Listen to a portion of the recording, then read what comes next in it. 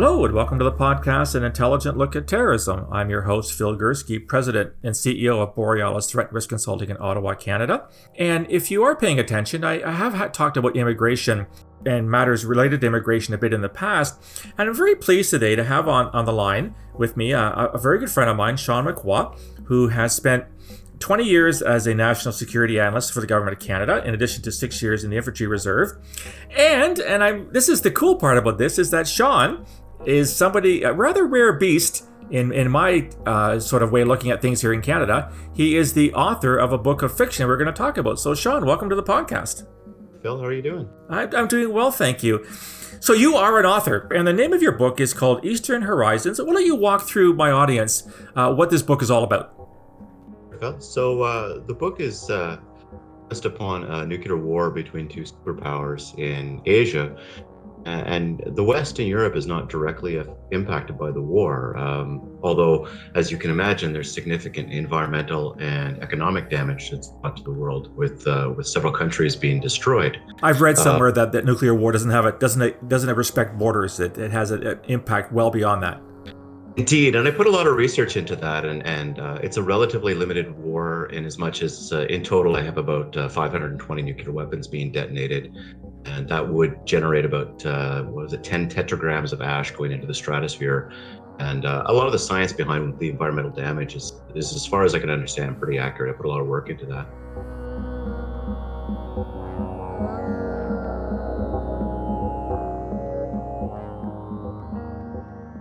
One of the impacts of this war was to create what I call a tsunami of refugees, because a conventional war preceded the nuclear war, people did have a chance to get out of the cities.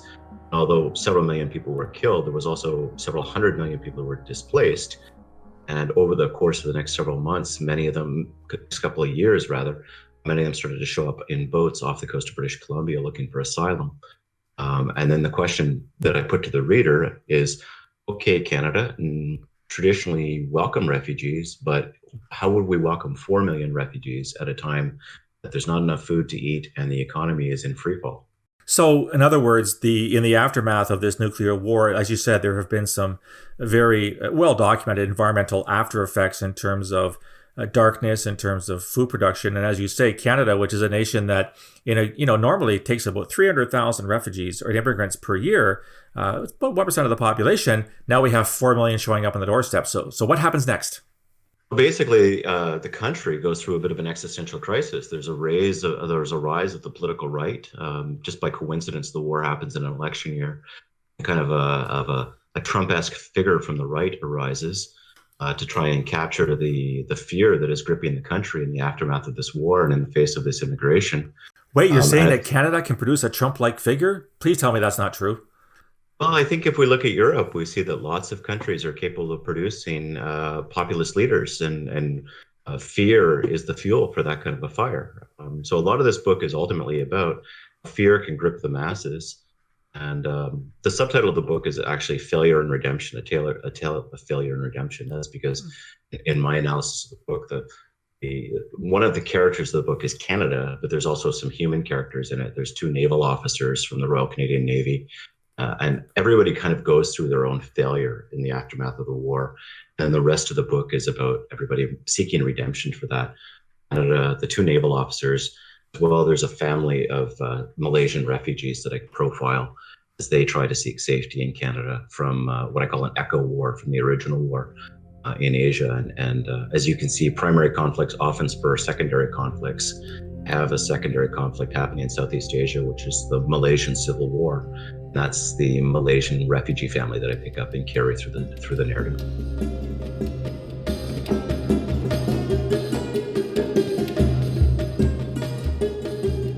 Interesting. So obviously this is in some ways historically accurate, because I'm no historian, but I do know that wars that break out wherever end up causing refugee flows, and there's conflict that makes people basically they have to leave to save themselves and their families from being in the wrong place at the wrong time. We certainly saw that in Syria in the past couple of years. Are there any parallels between what you wrote and the Lebanese crisis that we faced a couple of years ago, where all of a sudden all these people that were in Lebanon who may or may not have had legitimate access to Canada, either through families were seeking to come to Canada. And if memory serves me correct, Shawn, there was a huge effort made by the Canadian government to try to vet these people who wanted to come to Canada to basically get the hell out of Dodge before the situation in the country got any worse.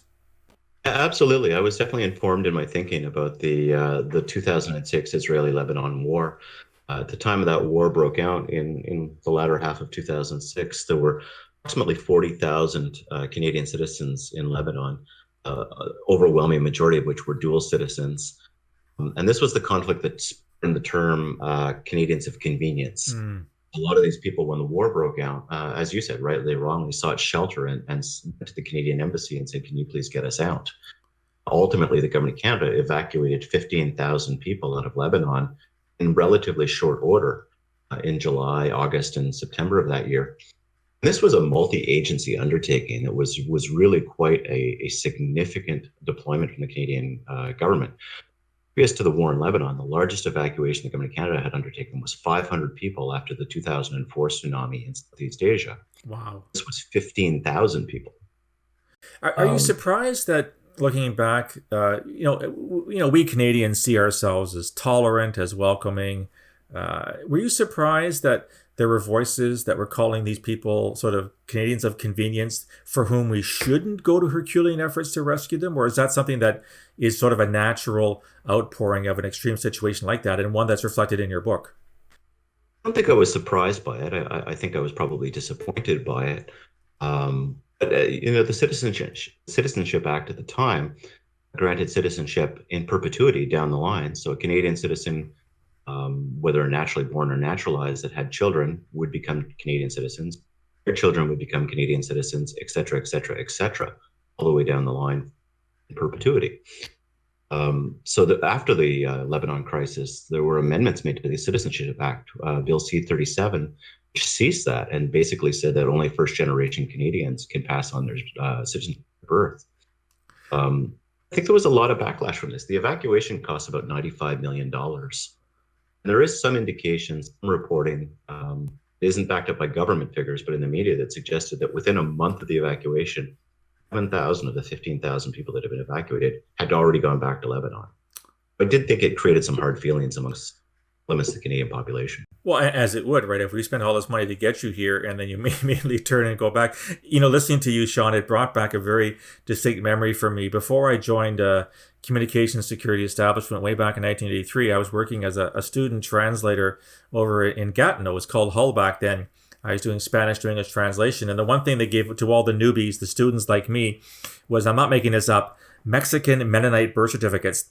And what had happened was that there was this time period in which a whole bunch of people from sort of Western Canada, Alberta, Saskatchewan, who happened to be Mennonite, end up back in Mexico. They migrated for a whole host of reasons. And the grandchildren and the great-grandchildren were seeking some kind of Canadian status. They're still in Mexico. So I spent my time translating birth certificates written by very uneducated parish priests in middle of nowhere Mexico, trying to transcribe German Mennonite last names into Spanish. It was quite hilarious. So I think, as you said, there was some sort of animosity and some acrimony when Canadians realized that we went through all this effort, spent all this money to save you people, and then you turned around and went back as soon as you could, which in some ways is natural, right? I mean, Lebanon was their home. It's not as if we should have expected them to, well, we've brought you here, you have no choice but to remain. Of course, in Canada, we have the constitutional right to, well, notwithstanding the current restrictions on interprovincial boundary movements, we're supposed to have the constitutional right to go wherever we want to go. And certainly we have the constitutional right to leave the country and to return to the country. So I certainly don't fault any of the dual citizens or the Canadian citizens who were in Lebanon at the time. They were well within their rights to seek redress from the government of Canada. They were not a believer at all in dual citizens, or not dual citizens, but second-class citizens, first-class citizens. Like, if you're a Canadian citizen, you're a Canadian citizen. Point for now.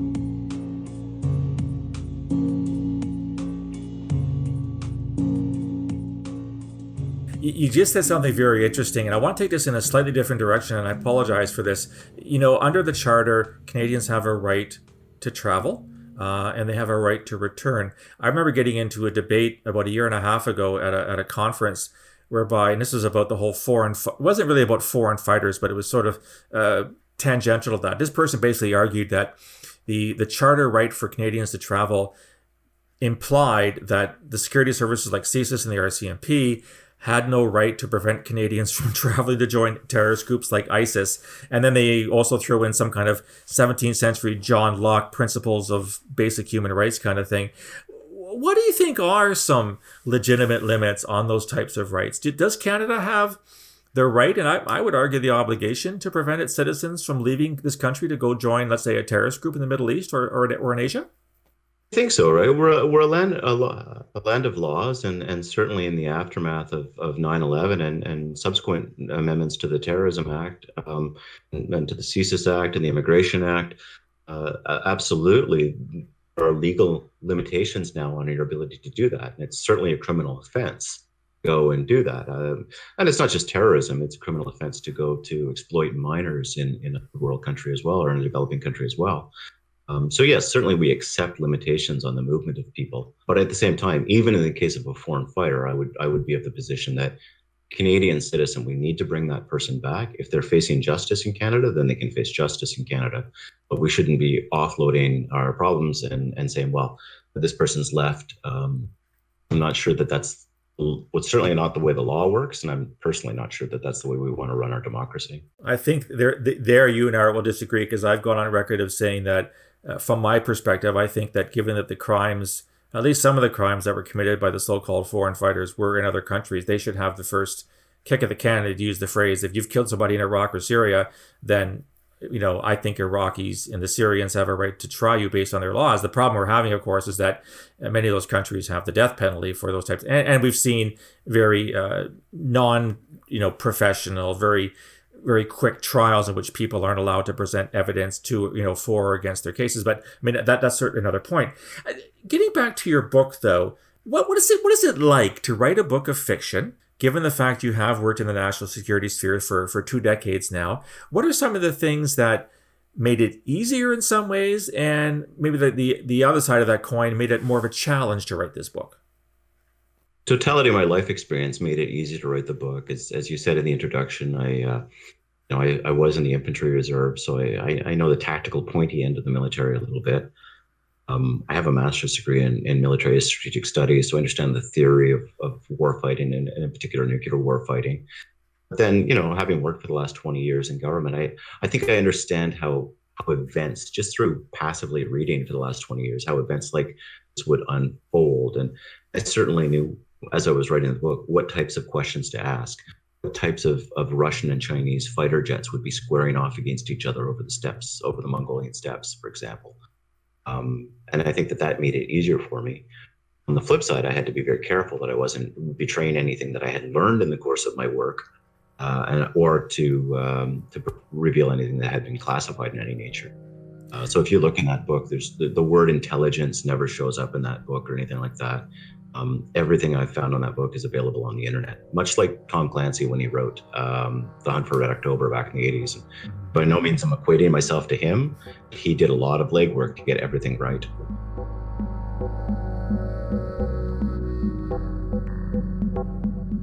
Let me sort of push that a little bit, because I too, obviously I've written extensively on terrorism. I make no secret of the fact I used to work for the Canadian Security Intelligence Service. Obviously, a lot of what I understand about terrorism as a phenomenon was in fact derived from my work at CSIS. I'm not an academic. I don't look at terrorism from an academic perspective. In your mind, and I know we have to tread very carefully in this line of work. For the record, I have given my manuscripts to CSIS before publication and never had anything taken out, so I must be doing something right. What is that sort of, battle between, we are who we are in many ways because of the types of work that we have done, the organizations for whom we worked, the individuals alongside whom we worked. What is that tension like to try to do something that's credible, albeit a piece of fiction in your case, a piece of nonfiction in my case, without crossing that line about actually giving out details that are not available on the public record? And I think we both hew to that line, but the way we interpret things and the way that we present them is certainly informed by where we used to work. How did you sort of manage that kind of tension? Well, I think on the first part of that question is all federal departments have a departmental security officer, and anybody who's going to be publishing anything that could potentially touch upon their work environment should be running their work through that DSO, the departmental security officer. And I certainly reached out to our officer and advised them of what I was doing and what I was writing. And I had an interview with them, and they said, yeah, we have no problems with what you're saying. So in that sense, I feel quite comfortable with that. But with regards to how things are informed, as I said, there's not a thing in that book that you can't find on Google. How I came to know that, I think it would take a smarter person than me to know whether I knew that, because these are the books to read, or I heard it at work, or I heard it in the elevator. But I do know that any of the facts, and although it is a novel, it's very factually based. If I'm talking about a place, you can Google Earth it, and that place is there. And I'm saying this place is good tank country, then you can see, yeah, it's good tank country. That's how I kept myself honest, and any fact in there, I spent hours to make sure it was an accurate thing that I could find on the internet. Well, kudos to you. I remember having a conversation with somebody, again, going back to sort of this is sort of nostalgia day for me, going back to my start at CSE way back in the early 1980s. And I remember working alongside someone who was slightly more of a veteran than I was, and he would tell me he would never say anything when he went out with friends because he couldn't remember where he learned it from, and he was afraid that he would betray some kind of a deep SIGINT secret or something like that. And I thought, wow, the fact that you work for an organization, which, by the way, we didn't avow it back then. It was National Defense. It wasn't CSE, has precluded you from actually talking to anybody in life, and I find that to be kind of unfortunate. But it sounds to me that obviously you've done your research. You alluded to that, and that so that when you look at the things that are in your book, it would come across as a very realistic depiction of this fictional, albeit plausible future. So what kind of advice would you give to anybody else that wanted to write something in an analogous vein to what you've done? Like I said, I think my first step would always be to work with my departmental security officer to make sure that they're on board. Then the flip side would be to informed or not by your work, look in the right places for the information. We spoke earlier in this conversation about the Canadians' inconvenience and the Israeli-Lebanon war. Pretty much everything I've said to you today came from a May 2007 report to the Standing Committee on Foreign Affairs and International Trade. You just Google that, find it. It talks openly about the fact that multi-agencies were deployed to Lebanon. It mentions in this public report that CSIS was there, that the Department of National Defense was there, that Transport Canada was there. So whatever I thought I knew from work, I can read this and be confident that I can say it. Most agencies now have public reports, and I've always been the opinion that if it's published in the public report, then I can say it over a beer with my friends. That's a really good point. I think that there is a lot of information out there that much more so than I think in the early days where we were really encouraged very strongly not to say anything at all. And you're absolutely right. There are these public reports that are available. They're available to all Canadians. Maybe some of them are a little harder to find because they're not distributed as openly as other things, but they are out there with some simple Google searches. So I have to ask you this, Shawn. Now, in the wake of this first novel that you've published, and by the way, what year was it published in? It was published in March of this year. Okay, so it's brand spanking new. So again, congratulations. The question I have to ask is there another one in the offing, or would you rather not answer that question in order to build up the excitement and the expectation? No, I've got a couple of ideas kicking around for potential follow-on novels. One is a book that I've tentatively in my mind called Echo Wars, and that would be about secondary conflicts that are spun out of a primary conflict and how that would impact upon people. And if you were to read my book, you would see throughout it I have several echo wars around the world. There's in the book I refer to the famine wars in the Horn of Africa. I allude to significant instability in the Caribbean basin, as well as the Malaysian Civil War. I think I'd like to kind of unpack that a little bit, and again tie it to history or have history inform it, but at the same time, in an era of which I think this book is really based strongly on Canadian values. And the one thing about this book is unabashedly Canadian. It's there's references to Americans and British and Australians, but and I'd had people say, if you wrote this from an American's perspective, you'd sell more. And I'm like, well, have a job. I'm telling a story right now.